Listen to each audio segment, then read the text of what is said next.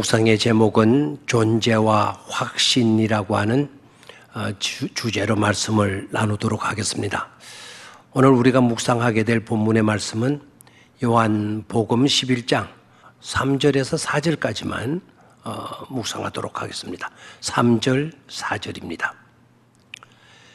이에 그 누이들이 예수께 사람을 보내어 이르되 주여 보시옵소서 사랑하시는 자가 병들었나이다 하니 예수께서 들으시고 이르시되 이 병은 죽을 병이 아니라 하나님의 영광을 위하며 하나님의 아들이 이로 말미암아 영광을 받게 하려 함이라 하시더라. 진정한 그리스도인에게 요구되는 것이 있습니다. 나는 어떤 존재인가 하는 것과 그 존재에 대한 확신의 문제입니다. 우리는 어떤 존재입니까? 본문에서는 이렇게 대답합니다. 나는 사랑받는 존재입니다. 라는 것입니다. 그것에 대한 확신입니다. 마르다와 마리아가 오라버니 나사로의 일로 예수님께 사람을 보내며 이렇게 말하라고 지시합니다. 3절이죠.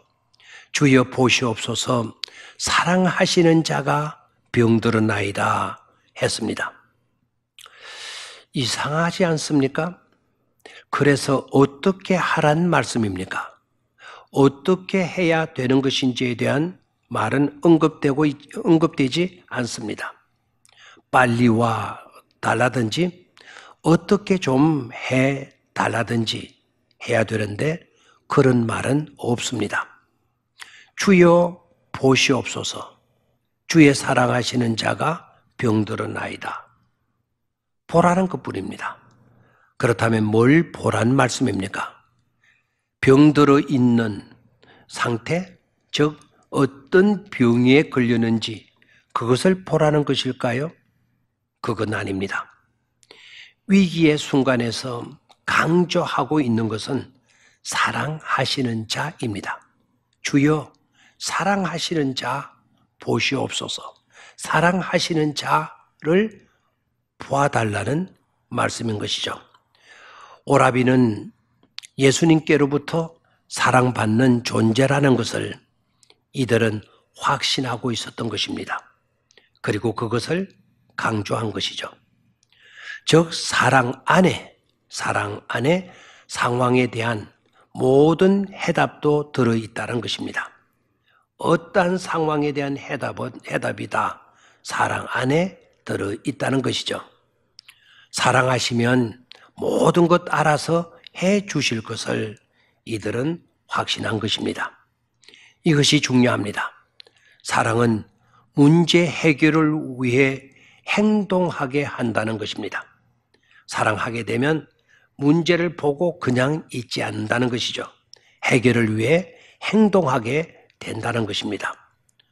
우리가 신앙생활할 때 상황과 관계없이 나는 전능하신 하나님께로부터 사랑받는 존재입니다.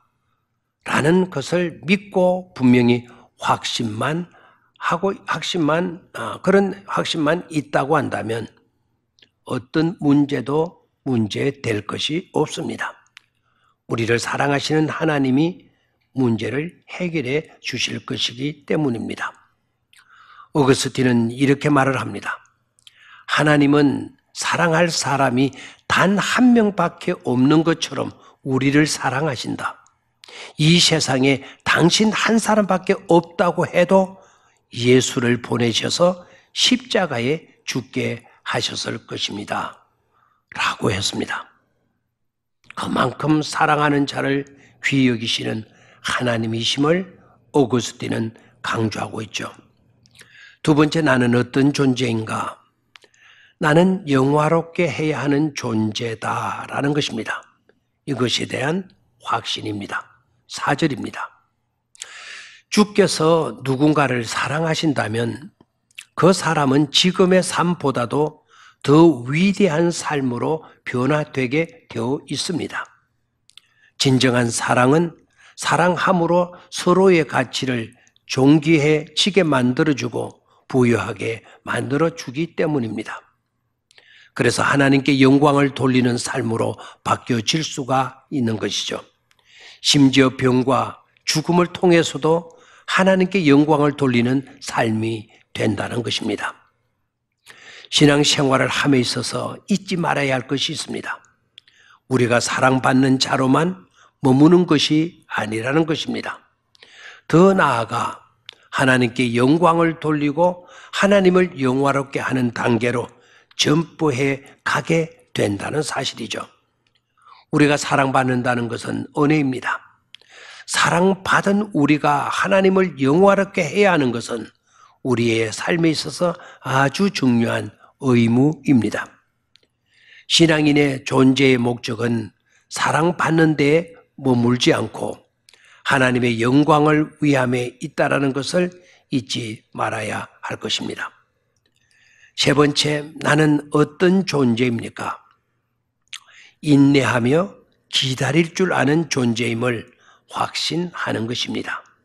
6절 말씀입니다. 사랑받는 존재에서 영광을 돌리는 존재로 전부해 가려면 반드시 또 하나의 단계를 거쳐야 하는데 그것이 바로 인내의 단계입니다. 우리는 사랑하면 누구보다도 먼저 그것도 빨리 우선적으로 도움을 받아야 되고 도와주어야 한다고들 생각합니다. 그래서 7절 예수님은 그 계시던 곳에서 이틀을 더 유하시고 했습니다. 6절과 같이 우리의 스케줄대로 모든 것을 짜 맞추고 또한 그렇게 되어야 한다고 생각을 하는데 그렇게 되는 것이 믿음 좋은 것이고 힘 있는 성도의 삶이라고 여기는데 근데 주님께서는 그것을 거부하셨습니다. 주님께서 계시던 그곳에서 이틀을 더 유하시고 이틀을 더 머무르셨다는 거예요. 시간을 끄시고 계셨다는 것입니다. 특히 다급한 상황에 놓이게 될 때에는 주님의 스케줄, 주님의 섭리는 아예 안중에도 없이 저버리고 삽니다. 아예 무시해버립니다. 지체되고 지연되고 유예 기간 자체가 은혜가 되는 것을 확신하지 못해서입니다. 내 생각대로 되어야 합니다. 그것도 죽기 전에 이루어져야 되는 것으로 조급한 마음을 가집니다. 그런데 우리 주님은 그런 것만 아니다. 그래서 지체, 지연, 유예 기간 속에서도 은혜되는 일이 있고 하나님의 영광이 드러나는 일이 있음을 제자들에게 마르다와 마리아에게 보여주신 것이죠. 하나님의 영광을 위해서는 인내로 기다릴 줄 아는 존재가 되어야 합니다. 차선으로 미루어지고 유예되어지고 더 기간이 지체되어지는 그 속에서도 조급한 마음은 덜 달지라도 믿음으로 극복하고 기다릴 줄 아는, 인내할 줄 아는 그 속에도 하나님의 영광이 섬이 있는 것임을 깨닫고 믿음으로 인내하는 그것도 중요한 것임을 우리는 잊지 말아야 할 것입니다. 그런 믿음으로 성숙해 갈 수 있기를 바랍니다. 감사합니다.